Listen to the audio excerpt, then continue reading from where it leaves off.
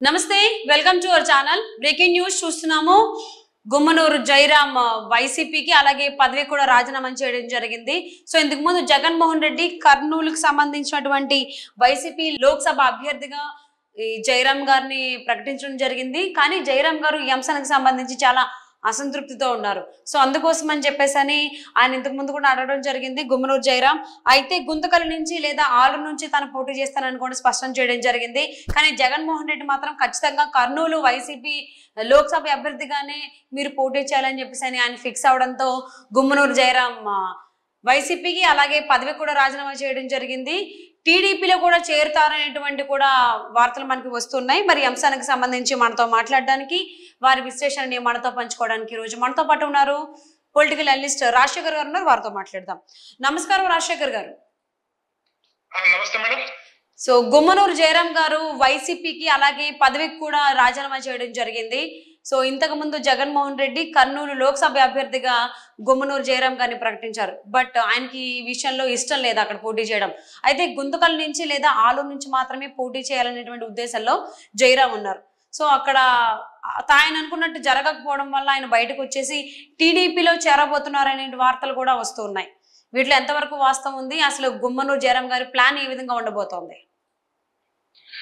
ఏదైతే ముఖ్యమంత్రి జగన్మోహన్ రెడ్డి గారు పార్టీ అభ్యర్థులను ప్రకటించే క్రమంలో అయితే సర్వేల ఆధారంగా స్థానిక ఎమ్మెల్యేల మీద వ్యతిరేకత ఉన్న వాళ్ళని లేకపోతే ఎంపీల మీద వ్యతిరేకత ఉన్న వాళ్ళని లేకపోతే మంత్రుల మీద వ్యతిరేకత ఉన్న వాళ్ళని ట్రాన్స్ఫర్ చేయడం అనే కొత్త సాంప్రదాయానికి ఆయన తెరదీశారు ఈ సందర్భంగా ఆయన ఎప్పుడైతే ఈ ట్రాన్స్ఫర్లు మొదలైనయో అప్పటి నుంచి పార్టీ శ్రేణులు తీవ్ర అసంతృప్తి అనేది బయటపడింది కేవలం ఎమ్మెల్యేల మీద ప్రభుత్వం మీద వ్యతిరేకతని ఎమ్మెల్యేల మీద లేకపోతే మంత్రుల మీద నెట్టేసి తను మాత్రం చేతులు దులుపుకోవడం అనేది ఎంతవరకు సమంజసం అనేది వీళ్ళ అంతర్గతంగా సమావేశాల్లో కూడా వాళ్ళు చర్చించుకోవడం జరుగుతూ ఉంది ఈ రూపంలో ఇప్పుడు గుమ్మడి జయరామ్ అనే ఆయన మంత్రిగా ఆయన నియోజకవర్గంలో మరి పార్టీ శ్రేణులతో కానీ లేదా ప్రజలతో మమేకమైన సందర్భంలో ఆలోచనగా ఆయన మీద ఉన్న వ్యతిరేకత ఒక ఎంపీగా కర్నూలు ఎంపీగా అభ్యర్థిగా నిర్ణయించడం జరిగింది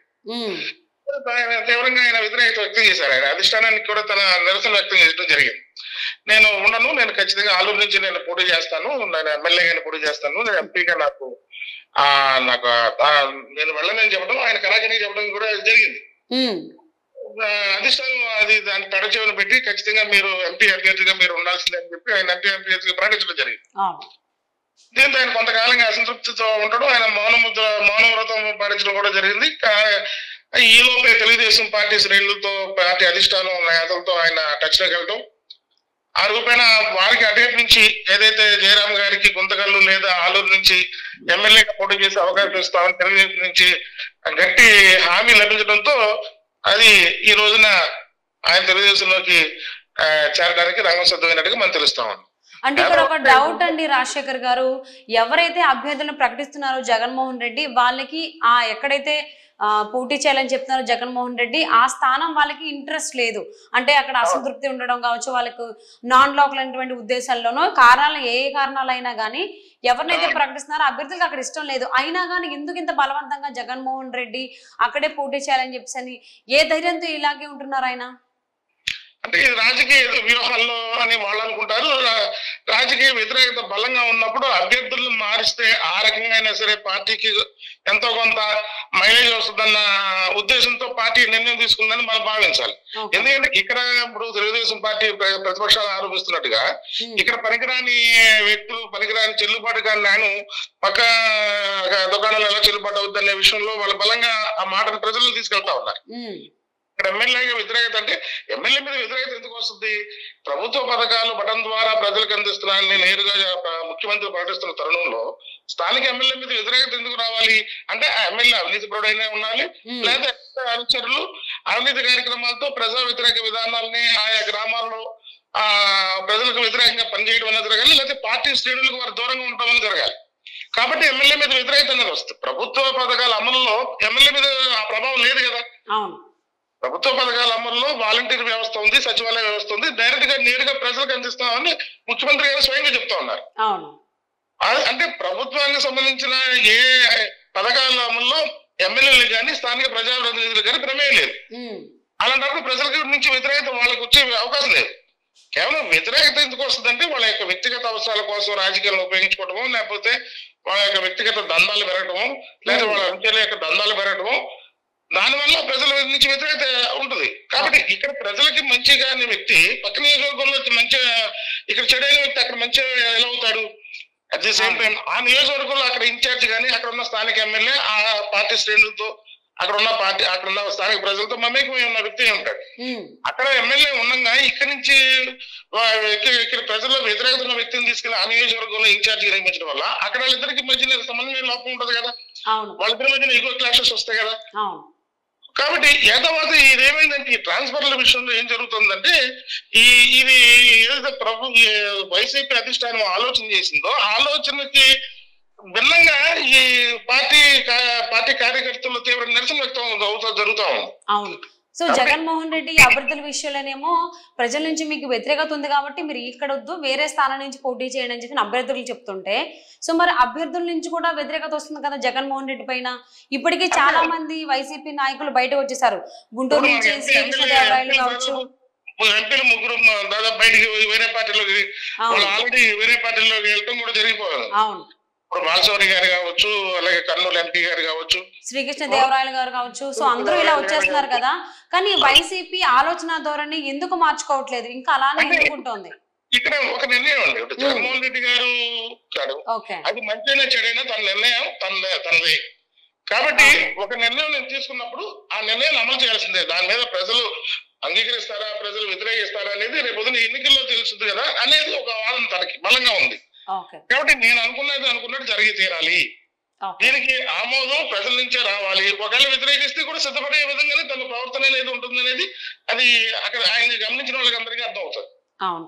అండ్ ఇంకొక మాట అండి, చంద్రబాబు గారు అపాయింట్మెంట్ గురించి అలాగే టికెట్ల గురించి కూడా క్యూ కడుతున్నారు నేతలు అనేటువంటి కూడా వాదన ఉంది. దీని గురించి మీరు ఏమంటారు? ఎందుకంటే మీకు గతంలో అంటే ఒక 6 నెలల క్రితం వరకు ఎప్పుడైతే చంద్రబాబు నాయుడు గారు అరెస్ట్ కాని క్రితం వరకు తెలుగుదేశం పార్టీ కొంచెం డైమాలో ఉన్న పరిస్థితి వాస్తవం. చంద్రబాబు నాయుడు గారు ఎప్పుడైతే అరెస్ట్ అయ్యారో ఆయన అక్రమ అరెస్ట్ అనేది ప్రజల్లోకి బలంగా తీసుకెళ్తాం, వాళ్ళ కుటుంబ సభ్యులందరూ ఏకతాటి మీదకి రావడం, వాళ్ళ మిస్సెస్ భువనేశ్వరి గారు కానీ లోకేష్ గారు కానీ వారు చంద్రబాబు నాయుడు గారికి అక్రమ అరెస్ట్ ని ప్రజల్లోకి కానీ లేకపోతే ఇతర పక్షాల్లో కానీ అన్ని వర్గాల్లోకి తీసుకెళ్లిన విషయంలో వాళ్ళు సఫలీకృతులయ్యారు. అక్కడి నుంచి టీడీపీకి పెరగడం ప్రారంభమైంది. ఎప్పుడైతే కార్యకర్తలు కూడా ఒక రకమైన పట్టుదల వచ్చింది, కసి వచ్చింది. ఏంటి అన్యాయం, ఈ ప్రభుత్వం ఇంత కసిగా ఇంత ఒక అధినాయకుడిని చంద్రబాబు నాయుడు లాంటి ఒక లెజెండ్ అంటే రాజకీయాల్లో అప్రచానికుడిగా పొంది ఒక పరిపాలన దక్షుడిగా పేరు పొందిన చంద్రబాబు నాయుడిని కేవలం ఏదో ఒక అవినీతి ఇష్యూ మీద అరెస్ట్ చేయడం అనేది ఇది కేవలం కక్షపూరిత రాజకీయాల్లో ఇది మరీ దారుణంగా ఉందనే విషయంలో కార్యకర్తలు కూడా ఒక పట్టుదల వచ్చింది వాళ్ళు. అప్పటి వరకు నిద్రాణమైన పార్టీ శ్రేణుల్లో కానీ కార్యకర్తల్లో కానీ ఎప్పుడైతే చంద్రబాబు నాయుడు గారు అరెస్ట్ జరగడంతో వాళ్ళలో ఒక రకమైన పట్టుదల రావడంతో పార్టీ గ్రాఫ్ పెరగడం ప్రారంభమైంది. ఈ దశలో జనసేన పవన్ కళ్యాణ్ గారు కూడా చంద్రబాబు నాయుడు గారికి మద్దతు తెలియజేయడం, తెలుగుదేశం పార్టీతో పాటు కలిసి ఎన్నికల్లో మేము కలిసి పోరాటపోతున్నాం అని చెప్పడంతో పార్టీకి మరింత ఉత్సాహాన్ని ఇచ్చింది. పార్టీ ఈ రోజున డిఎన్టీ అనే పరిస్థితి కాదు, ఖచ్చితంగా మేము గెలవబోతున్నాం అనే దిశగా పార్టీ శ్రేణులు ధైర్యంగా చెప్పగలుగుతున్నారు అనే విషయం మనం అర్థం చేసుకోవచ్చు. ఎస్, తప్పకుండా అండి. And thank you so much Rajasekhar గారు. ఓకే అండి, thank you so much. Thank you. So breaking news చూస్తున్నాము. గుమ్మనూరు జయరామ్ వైసీపీకి అలాగే మంత్రి పదవి కూడా రాజీనామా చేయడం జరిగింది. త్వరలోనే టీడీపీలో చేరబోతున్నారంటే వార్తలు కూడా మనకు వినిపిస్తూ ఉన్నాయి. సో ఇంతకు ముందు అయితే జగన్మోహన్ రెడ్డి కర్నూలు లోక్సభ అభ్యర్థిగా ప్రకటించడం జరిగింది గుమ్మనూరు జయరామ్ ని. సో ఆ విషయంలో గుమ్మనూరు జయరామ్ కి ఆగ్రహం వ్యక్తం చేశారు, అలాగే అసంతృప్తిగా కూడా ఉన్నారు. సో గుమ్మనూరు జయరామ్ ఒకటే మాట అన్నారు, అయితే గుంతకల్ నుంచి లేదా ఆలూరు నుంచి మాత్రమే నేను పోటీ చేస్తాను, కర్నూలు నుంచి అయితే నేను పోటీ చేయను అని చెప్పడం జరిగింది. సో ఆ అసంతృప్తితో ఆయన బయటకు వచ్చి టీడీపీలో చేరబోతున్నారు అంటున్నారు. చాలా మంది నాయకులు కూడా చంద్రబాబు గారు అపాయింట్మెంట్ కి అలాగే టీడీపీ టికెట్ కోసం క్యూ కొడుతున్నారంటగా వార్తలు వస్తున్నాయి. మరి ఇదే అంటే గుమ్మనూరు జయరామ్ గారి బాటలో ఇంకెంతమంది నాయకులు వచ్చేటువంటి అవకాశం ఉందో వేచి చూద్దామండి. Thank you for watching.